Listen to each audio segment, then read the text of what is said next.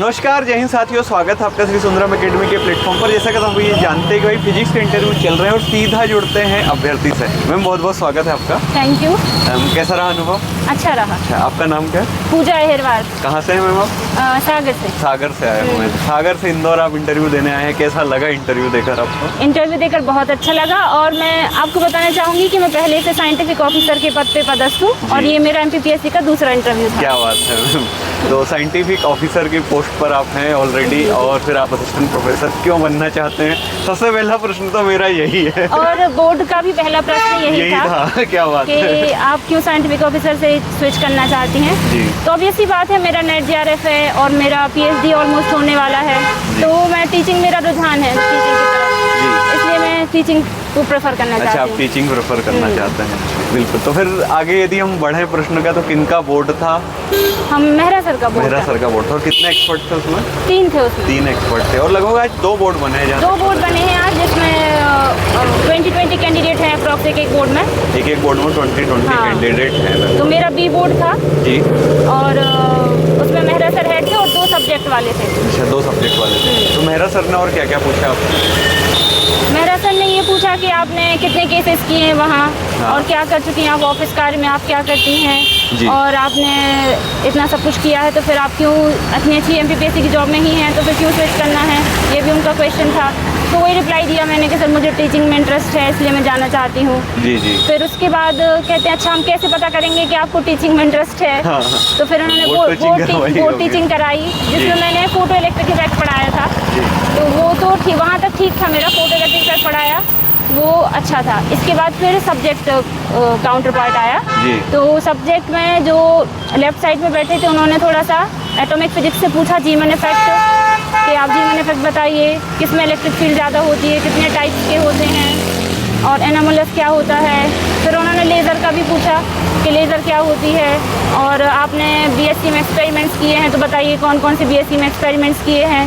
जी। तो मैंने बताया था कि ये सर ऑप्टिक्स के एक्सपेरिमेंट्स किए हैं। मतलब मुझे लग रहा है कि एक्सपेरिमेंट वाला पोर्शन सभी से पूछा जा रहा है कि आपने क्या किया है। मुझे ऐसा लग रहा है कि पिछले क्वेश्चंस भी कुछ ऐसे टनलिंग, हाँ मैं आती हूँ उसके बाद उस पे। बिल्कुल, हाँ। तो उन्होंने BSc एक्सपेरिमेंट्स पूछे, तो मैं भी यही सजेस्ट करना चाहूँगी, जो आगे 2 दिन इंटरव्यू है बच्चों का, तो मैं यही बोलूँगी थोड़ा सा BSc के एक्सपेरिमेंट्स देख लें और वही एक्सपेरिमेंट्स बताएं जो आपने सच में किए हैं और जो आपको आते हैं, जेन्युइनली और जो आपको आते हैं, जिसका आप एक्सप्रेशन लिख पाएँ, जो आपको थोड़े से याद हो, आप वही उनका नाम लें। तो मैंने जैसे प्रिज्म का एक्सपेरिमेंट बोल दिया था, रिफ्लेक्शन की बोल दिए थे, तो उनकी डिस्पर्सिव पावर क्या होती है, उनसे एक्सप्रेशन पूछा, वो मैं नहीं लिख पाई क्योंकि ऑब्वियसली बात है एक्सप्रेशन याद नहीं रहते हैं। तो वो तो मैं नहीं लिख पाई।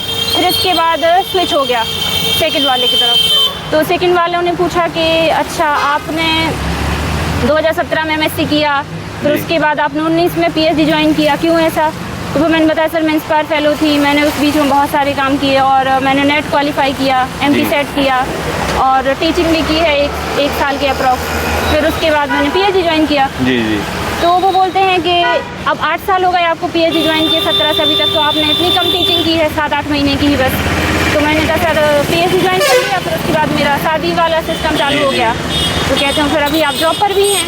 मैंने कहा हाँ सर जॉब में हैं, इसलिए थोड़ा मतलब टाइम ज़्यादा लग गया और टीचिंग नहीं कर पाए। मैंने कहा सर लेकिन मैंने PhD के दौरान पढ़ाई है, क्लासेस ली हैं। तो बोलते हैं अच्छा क्या पढ़ाया है आपने? हाँ। तो फिर मैंने बोला सर थर्मोडायनेमिक्स पढ़ाया थोड़ा और क्वांटम भी पढ़ाया है। तो कहते हैं अच्छा।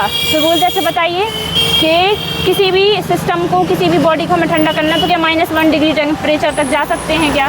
तो वो मैं थोड़ा कन्फ्यूज हो गई, लेकिन फिर मैंने दे दिया था उत्तर थोड़ा जैसे भी बना था। फिर वो कहते अच्छा। फिर उसके बाद उन्होंने एक क्वेश्चन और पूछा जिसमें उन्होंने बोला कि क्या पढ़ाया है? तो मैंने कहा सर क्वांटम MSc में क्या पढ़ाया? मैंने कहा सर क्वांटम मैकेनिक्स पढ़ाई है। फिर वो टनलिंग वाला मैंने आपका देखा था एक लेक्चर, जिसमें वो एक बच्चे से उन्होंने टनलिंग वाला क्वेश्चन पूछा था और वो आपसे भी पूछा, मेरे से भी पूछा कि अच्छा बताओ क्लासिकली तो पॉसिबल नहीं है, मतलब इतनी भरी बारिश में हमारी टीम का यहाँ उपस्थित होना हेल्पफुल रहा। हाँ हेल्पफुल रहा बिल्कुल। तो क्वांटम मैकेनिकल आप टनलिंग बताइए कैसे होती है अगर एनर्जी कम हो जाए पोटेंशियल बैरियर से। तो मुझे जो भी पता था उसके बारे में मैंने बता दिया। फिर बोलते हैं चलिए थैंक यू, और आप जॉब तो कर ही रही हैं। तो मुझे तो लगा कि इनको मेरी जॉब ही पसंद आ गई। क्या बात है। तो लगभग कितनी देर चला होगा इंटरव्यू? 20 मिनट, 15 से 20 मिनट तो चला।